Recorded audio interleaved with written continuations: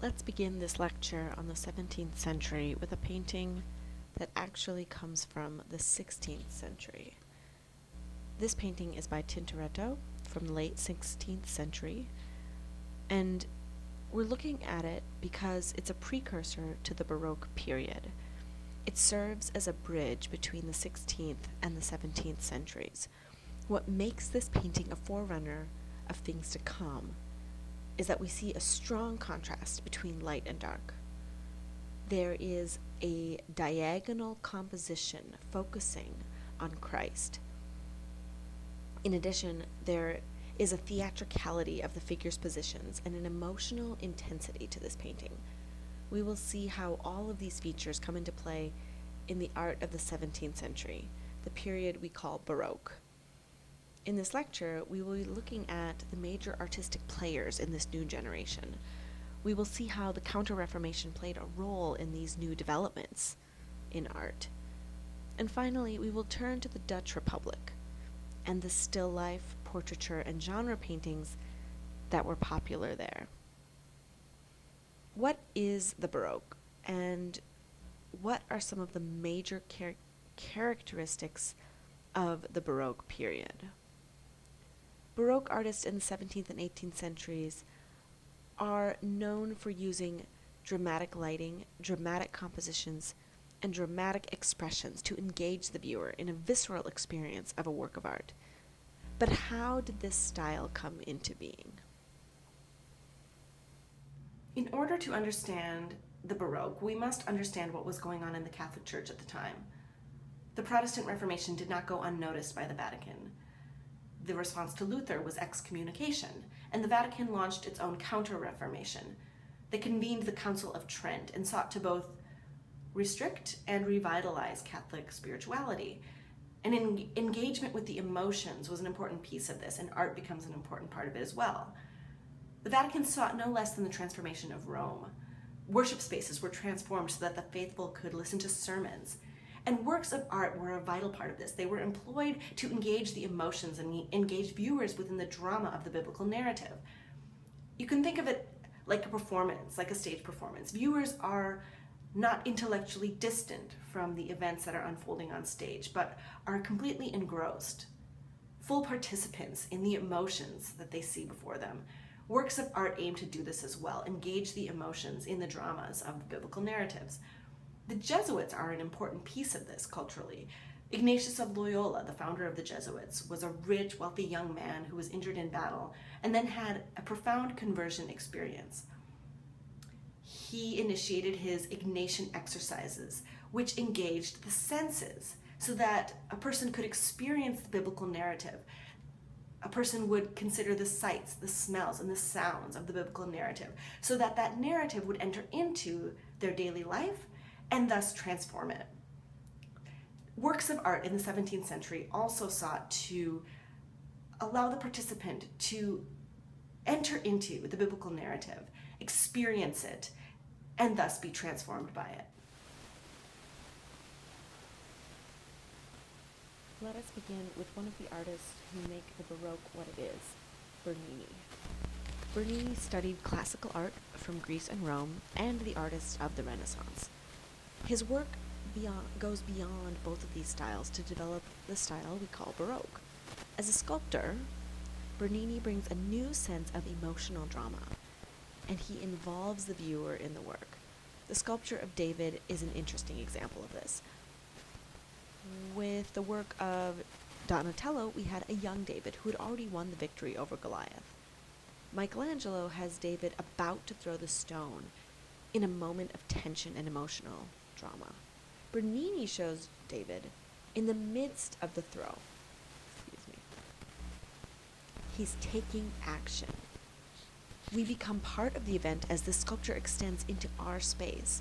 The energy comes from the way that David's body twists towards an unseen foe, an opponent who might be right across the room. Thus, Bernini displays the technical skill of the Renaissance and the classical influence with a new energy, drama, and emotion that belongs to what we call the Baroque. Another sculpture that invites the viewer into a direct experience with the story it depicts is found in the funerary chapel of Federico Cornaro, or the Cornaro Chapel. Bernini installed a sculpture of St. Teresa of Avila in ecstasy. St. Teresa wrote about a vision of angels piercing her repeatedly with an arrow, resulting in anguish as well as spiritual union with God. In this sculpture, textures contrast with one another. The fabric of the angel's gauze is quite different from her heavy woolen robes. Her body, as we can see, contorts. Metal bars are what allow the piece to float. This is not an image of rational humanism or mathematical systems, but of emotion, and visions that are facilitated through the Ignatian spiritual exercises. Baroque artworks elicit intense emotions from viewers who are participants in the drama of the piece. They are not rational observers who view from a fixed vantage point, as they were in the early days of linear perspective. Instead, drama is enhanced by pictures that are dramatically lit and installed in stage-like settings, involving several media to create this dramatic experience. As we turn to painting, Caravaggio paints with dramatic naturalism rather than ordered classicism. Both Caravaggio and his classicist rivals, the Carracci, dominated the scene in Italy in the 17th century. With Caravaggio, we see the development of a clear realism and a sense of drama. He is less interested in using the old masters as his model, even though he does make use of chiaroscuro and sfumato. And so, in the 17th century, the influence of classicism doesn't go away, but the work becomes much more emotionally and dramatically charged than the intellectual classicism of earlier centuries. Caravaggio painted from models directly and used everyday workers as models. He began by painting fruits and vegetables, and then he began to include figures, such as this mythological portrait of Bacchus, the god of wine. This young man is shown even with his farmer's tan. See how his hands are darker than the rest of his skin, and there's dirt under his fingernails. This realism in painting is a new thing. Caravaggio's religious paintings, which most of his commissions were after 1600, were also very naturalistic, which sometimes did not sit well with his patrons. He was in fact critiqued by the Spanish critic Vicente Carducho for painting with, quote, nothing but nature before him, which he simply copied in his amazing way. His description of nature as he saw it was controversial. Remember, art since the Renaissance portrayed an ideal. Caravaggio brings religious stories into the everyday lives of people of his time. For example, dressing his characters in contemporary clothing. Here we see the calling of St. Matthew. There is a powerful use of light and dark, which creates drama. It's not actually clear who Matthew is in the image. The theatrical drama is heightened by Caravaggio's use of tenebrism, a technique of emphasizing figures by placing them in front of a dark background. The conversion of St. Paul has the same effect. Instead of a heavenly vision, this is a painting of the earthly experience of Paul, the way that he is falling on the ground and would have been seen by his companions from the perspective of earth rather than heaven. Again, Caravaggio is more of a naturalist. He's trying to show natural reality. His life is as dramatic as his art. He killed a man and was facing the death penalty, so he had to flee Rome, and he ended up dying of a fever on his way back to Rome. Artemisia Gentileschi was a follower of Caravaggio. It is obvious to see some of the similarities. We see the use of tenebrism and the dramatic narrative, as well as the realism in her work. Judith's beheading Holofernes is the story of Judith rescuing the Jewish people by entering the tent of an Assyrian general and killing him. Obviously, as a painting by a woman, it signifies a struggle of women against men in a dramatic way. In addition, there's a sense of a diagonal composition, which point our eyes straight to the head. In the Baroque period, ceiling paintings like this one by Giovanni Battista Gauli were exemplars of the Baroque. The emotional drama and ornamentation, the sense of height, space, and elevation work within painting that unifies sculpture as well as architecture and painting, and it creates, again, a full-body experience for the viewer. The Last Judgment, in which the saved are brought to the full experience of the light while the damned fall to hell, is superbly dramatized here. Turning to Spain, the 17th century is called the Spanish Golden Age, and that is for the great art produced in Spain at that time. With the Spanish, we see a continuation of the tradition of Caravaggio. Although Caravaggio was extremely influential on Spanish artists in the 17th century, their work is distinguished by an ecstatic religiosity combined with realistic surface detail. This attention to surface detail is visible in this painting. The fruit and vegetables seem to be almost present, as if we could reach out and taste them. Caravaggio's tenebrism is also apparent, as the vegetables stand out against a black background. This is a dedicated meditation on these particular objects. In Spain, portrayals of martyrs become a popular theme. It's part of the Counter-Reformation. What was the purpose? The purpose was certainly to draw people back to Catholicism through heroic portrayals that appeal to the emotions and stir up the zeal of the faithful. Francisco de Zurbarán is indebted to Caravaggio as well, and here we see a painting in which the folds of the saint's cloak are beautiful. One author calls this painting a tragic still life, with the dead body becoming like a still life, like an inanimate object. One of the most famous paintings by a Spanish artist in the 17th century is Las Meninas by Diego Velázquez. Las Meninas means the maids of honor. It is a portrait of the 5-year-old princess, Margarita. Her parents, the king and queen, are visible, reflected in the mirror in the background. The other figures are actual attendants to the princess. But what is strange and intriguing about this painting is the way that Velázquez puts himself in the painting. He's at his easel, and this is, in a sense, a nod to Jan van Eyck's double portrait of Giovanni Arnolfini and his wife, where Jan van Eyck reflected himself in the mirror and wrote his name on the back wall. Once again, the artist is using painting to bolster his own career and the reputation of the artist. He's defending himself and the importance of his work. He even tucks the keys of the palace into his sash. Artists do not have real political power, but oftentimes they can be close to power, and their work can have social power through its critique in a way that politics often cannot. Now that we've seen the way that the classical period inspired the Renaissance, and then how mannerism developed as an esoteric outgrowth of the High Renaissance, you know that there's a difference between the classical period and what comes after it. So you also know that there's a difference between the High Renaissance in Italy and the Northern Renaissance. And now you understand that there's a difference between all of these and the Baroque. So congratulations on understanding a little bit about art history. We've seen the influence of Caravaggio on Spanish art, and now we're going to see his influence to the north.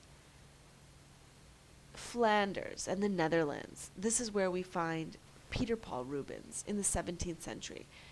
These northern provinces gained independence from Spain, whereas in Flanders in the south returned to Spanish rule after a short period of independence. It remained predominantly Catholic in contrast to the Netherlands in the north. So we'll see how both Protestant and Catholic art develops. The most famous 17th century artist in Flanders is shown here, Peter Paul Rubens. He lived from 1577 to 1640.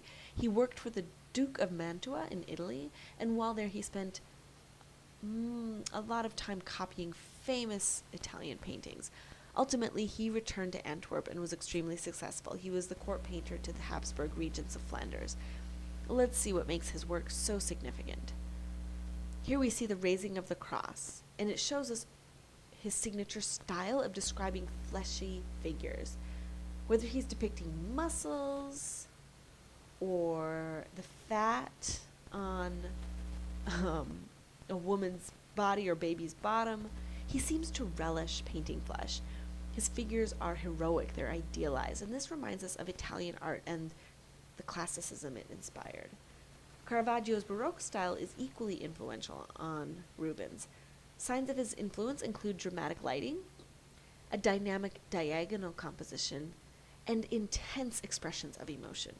At the same time, Rubens is also Flemish, and that aspect of his heritage comes through with surface texture and rich colors.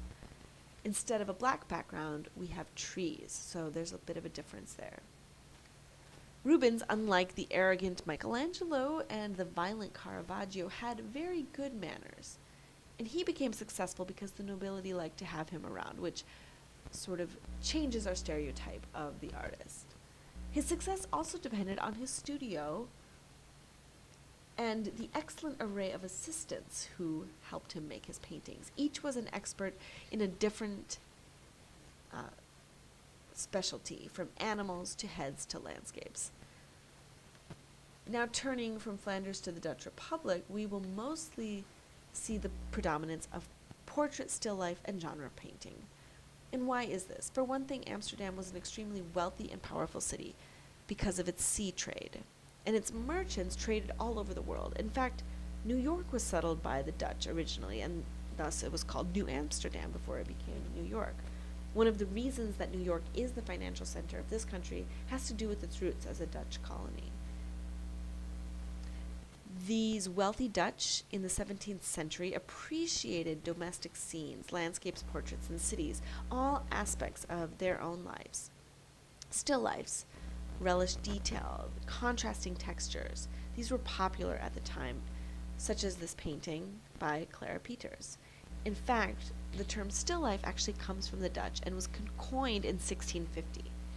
The merchants of the Dutch middle class actually bought art, especially if the art had to do with themselves. And so they were able to patronize art, to spend money on art, and so they influenced the kind of art that was produced.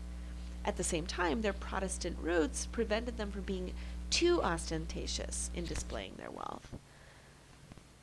Franz Hals here paints a group